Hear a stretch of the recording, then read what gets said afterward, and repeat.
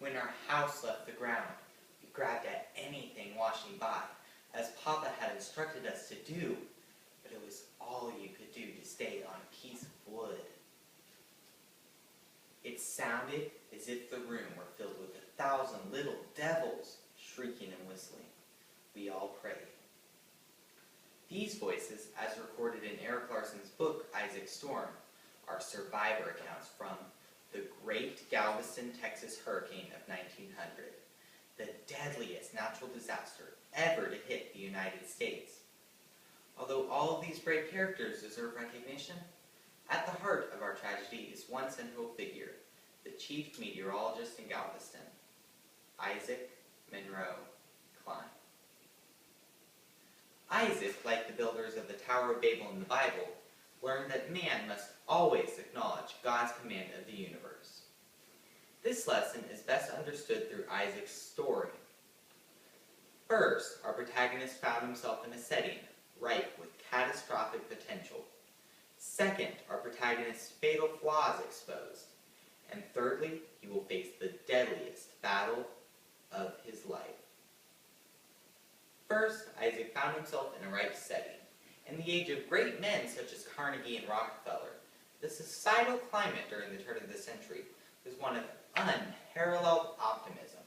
Tremendous growth in industries and innovations brought a new level of comfort and prosperity to Americans. It prompted Mark Twain to call the era the Gilded Age. Life in Galveston, Texas reflected a similar confidence. The long, narrow barrier island was a busy port on its way to achieving the same status as New Orleans, Baltimore, or San Francisco. Galveston was even in the lead ahead of Houston, which Galvestonians hotly called Mudville, as being the greatest city in Texas. One could hardly blame Isaac for accepting the post of chief meteorologist in this booming city. And now, on to our protagonist with this fatal flaw. On the year of 1887, at the age of 27, Isaac moved his little family to Galveston, where he quickly established his weather station.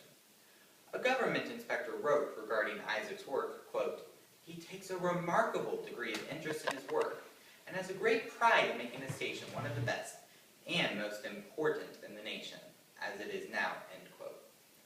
Isaac, an orderly man, kept his station in tip-top condition, and scrupulously recorded his weather observations, and even made predictions based on the scientific evidence, which he relied on steadfastly.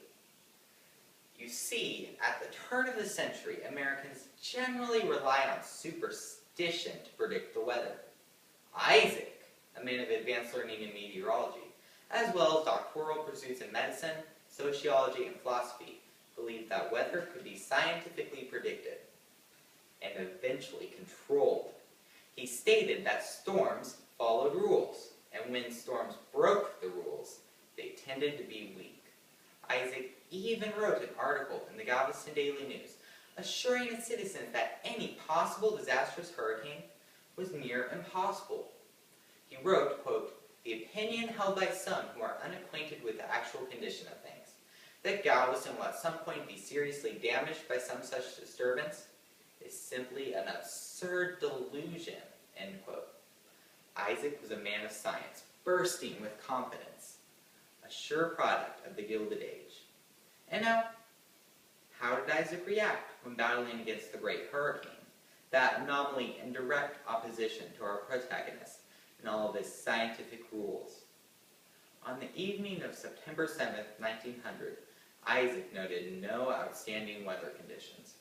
He knew of the large tropical storm in the Atlantic, but Galveston had weathered many tropical storms. Besides, cables from the Bureau's central office in Washington had predicted that the storm would travel up the eastern U.S. coast, as was the usual pattern. Early the next morning, Isaac reported, quote, "The usual signs which herald the approach of hurricanes were not present in this case," end quote. By 1 o'clock, however, continual rain and rising tides had submerged the wagon bridge and the 3 railroad bridges to the mainland. It was now too late for anyone to escape the island. Isaac would later report in his own autobiography, Storms, Floods, and Sunshine, that he recognized the disastrous signs, saying, quote, I warned the people that a great danger threatened them. Some 6,000 lives were saved by my advice and warnings." End quote. However, Larson argues that there would never have been enough transportation off the island to accommodate so many refugees. Besides, in hundreds of memoirs, none mentions being warned by Isaac. To the contrary, the hurricane warning flag wasn't even raised up until 2:30 p.m. Many could relate to being instructed to take refuge in their well-built homes. That's exactly what Isaac did that evening when he greeted his pregnant wife, Corme, his 3 daughters, and his brother, as well as 50 other citizens, all seeking shelter from the now pelting rain and rising floods. The hurricane gained momentum. At 7:30 p.m., an enormous swell caused the tide to rise 4 feet in 4 seconds.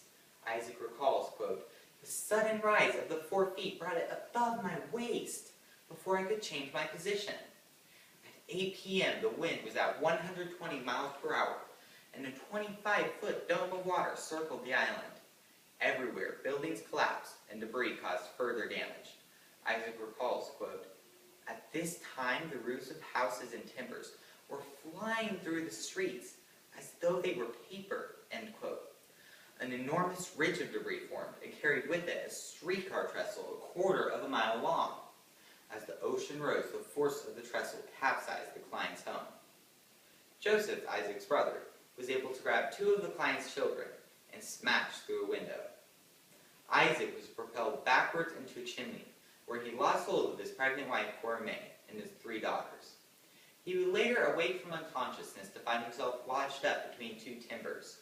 When lightning struck, he spotted his little daughter, and together they clung to a piece of debris where miraculously they floated towards his brother, where he and the 2 children sat atop a piece of wreckage. Sadly, Corme was nowhere to be found. In the aftermath of the storm, aid workers who flocked to the city were confronted by a scene too horrible to imagine. The death toll claimed 8,000 to 12,000 lives. Isaac didn't return to work for 2 weeks, and when he did, he was forced in his official report to admit that he had, quote, "underestimated the storm." In the same report, he told of saving thousands of lives through his dire warnings. He would later change the amount to 6,000. Isaac obviously wanted to avoid the terrible implications of his mistaken weather analysis. He also included, quote, "Among the lost was my wife, who never rose above the water after the wreck of the building."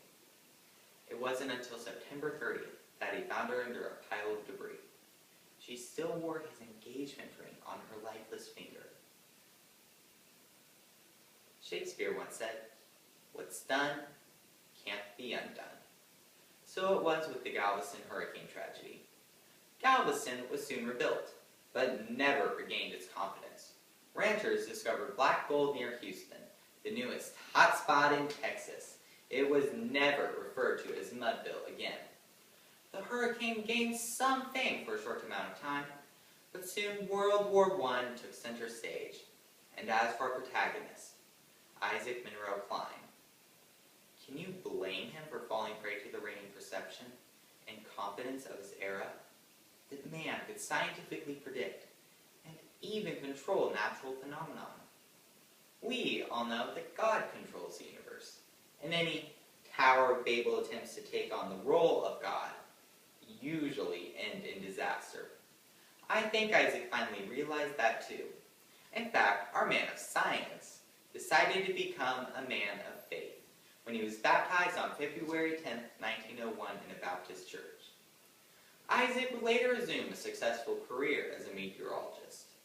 But of course, he never forgot his battle with disaster.